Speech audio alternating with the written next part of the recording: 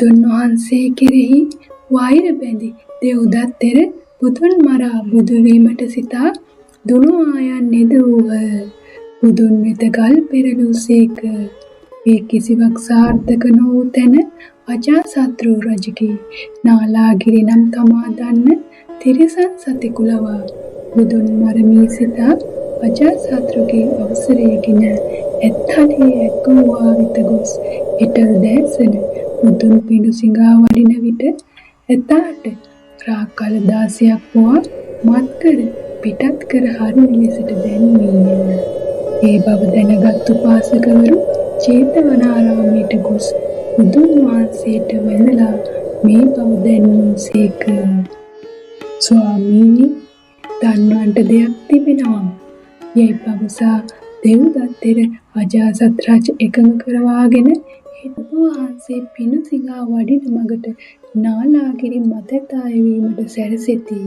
නාලාගිරි මද ගතියින් සිටින්නේ වූ ඡණ්ඩය, පරුෂය, ත්‍රිවිධ රත්නයේ ගුණ නොහඳුනති ආදී පවසා සිට පසුව හෙට උදෑසන චේතවනාරාමයට දානය එවන බැවින් පිඬු සිඟා නොවඩින ලෙසට අයත සිටිසේක. පසුදින උදෑසන ආනන්ද තෙරුවන් කැඳවා බුදුන් වහන්සේ චේතවනයේ අටළොස් විහාරයන් වල සිටින සංඝයාට උන්වහන්සේ සමග පිඬු සිඟා යාමට පැමිණෙන ලෙසට දැන්වීමට වදාළසේක. චේතවනයේ සිටි 80ක් ශ්‍රාවක පිරිස හා සංඝයා වහන්සේලා චේතවනයේ විහාරයට රැස් විය. රන්වන් කේසර සිංහයෙකු ලෙස සුගන්ධ කොටියෙන් පැමිණි බුදුන් වහන්සේ පෙරමුණගෙන සංඝයා සමග පිඬු සිඟා වැඩීමට මගට පිවිසෙන ලදී. මේ බව කල්තියා දැන සිටිනු නගරවාසීහු බුදුන් වහන්සේ පිඬු සිඟා වඩින මග දෙපස මැසි බැඳ උස් ගොඩනැගිලි වලට පවුරු පදනම් වලට හා විශාල ගස් වලට නැග බලා සිටියහ. සේක අහස පුරා සැදි දේව විමානයක් ලෙස දෙවි දේවතාවෝ බලා සිටියහ. මුණු රජගහ නුවරම එකම කෝලාහලයක් විය. නගර වැසියෝ දැන්විති සිතන බුදුන් වෙන මග බලා සිටියහ. රන්වන් ලහිරු මඩලක්සේ බුදුන් වහන්සේ මගෙහි දර්ශනය විය. ඇස් දැල්වී ගියේය, කට දැල්වී ගියේය. දොහොත් නගා සිට ගනිමින් සාදු සාදුයි කියන්නට විය. සතුටු කඳුළු හෙලන්නට විය. සඳ මඩලාවට තිතුලන රන්තරු පෙළක්සේ සංඝයා වහන්සේලා එක පෙළට දිස්විය. බුදුන් මගට වැඩි පුවත සැලකී නාලාගිරි ඇතාට රාකල 16ක් පොවා මත්කර ප්‍රකෝපය ඇවිලෙන ලෙස පැනත් ප්‍රකෝපය ඇවිලෙන ශබ්දනාද පවත්වන ලදී. මදගතියෙන් සිටි මත්ත ඇතා වැඳ සිටි යදක් කඩාගෙන පවට තිබූ දැසුන් විසුණු කරමින් පවට සිටි මිනිසෙකු හා මේඝාවයෙන් මරමින් හේන ආඩතියගෙන ඕන් කුණාටු නගමින් වාසන් දුර දෙසට පැමිණ පවුරු පදනම් විඳගෙන බුදුන් වඩින මගට ආහ. බෞද්ධයෝ සතුටුව කියහ. බෞද්ධයෝ කුමකින් කුමක් වේදෝයයි බලා සිටියහ. අනතුරුව සංඝයා වහන්සේලා ස්වාමීනි යත්තේ වැඩ සිටින්න නාලාගිරි පැමිණේ. නාලාගිරි බුදුගුණ නොදනිති. බුදුරුවන් හඳුනති. පැත්තකට වැඩ සිටින්නේ දැන්විය.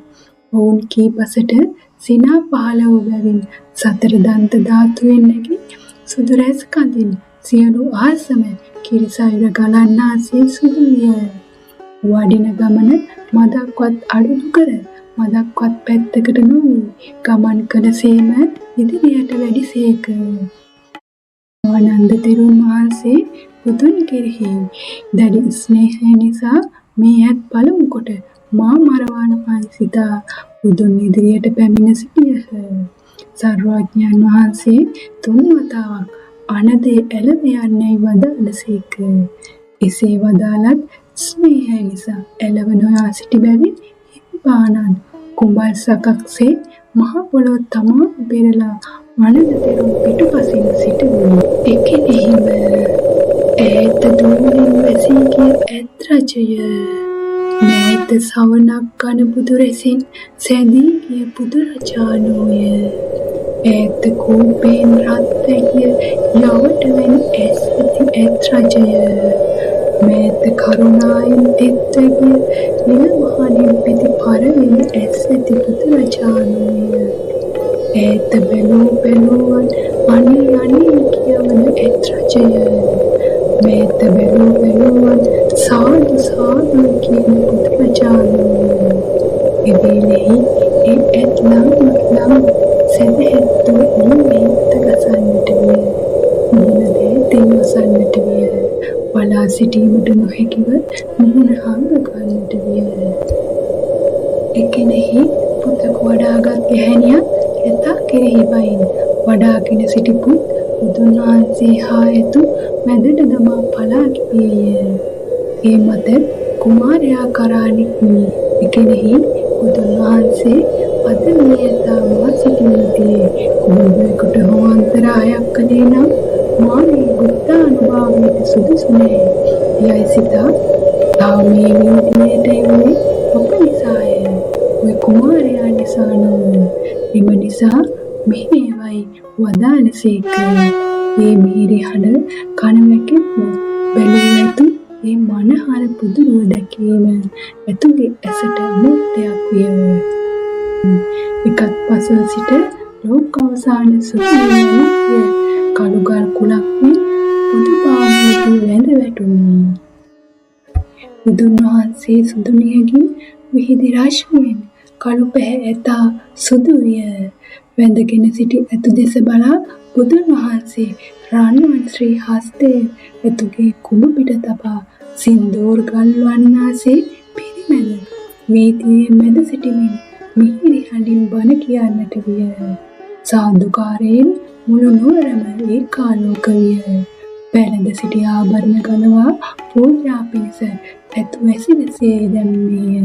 එදා පටන් ඇතු තමාගේ ශාසනයට ඇතුළත් කරගෙන පිණිබිඳක් තරම් වත්‍රා නොබන ලෙස ද කුඹුවකු තරම් සතෙකුණු මරණ පරිද්දෙන් දහම් දී වදාරා 84,000ක් සත්වයින් සසර දුකින් මුදා අමා මහ නිවන් ලබා දී විහාරයට වැඩිසේක. සාදු සාදු සාදු.